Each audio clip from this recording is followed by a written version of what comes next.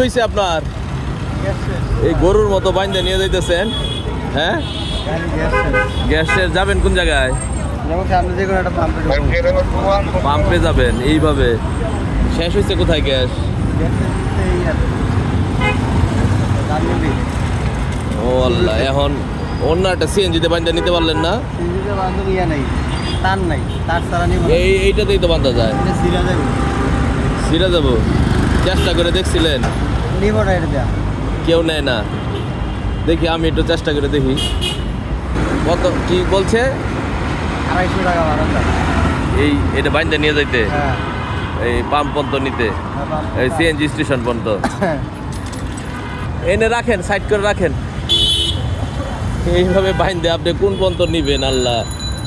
এই আপনার কল্যাণপুর ছাড়া তো ওই যে গ্যাস পাম্পও নাই আশেপাশে।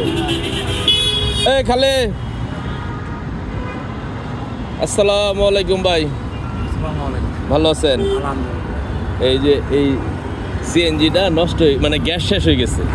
আর কি একটু বাইন্দা নিয়ে যাওয়া যাবো? হ্যাঁ, ওই কল্যাণপুর পর্যন্ত নিয়ে যান, ওখানে দাঁড়াই থাকলো। হ্যাঁ ঠিক আছে, তাহলে বান্ধেন, আসেন। হ্যাঁ, হবে হবে।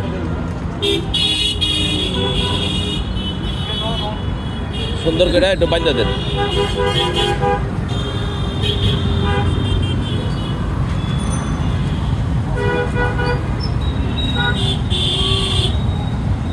একটু পানি খান, একটু বৈশা খান, বৈশা পানি খান।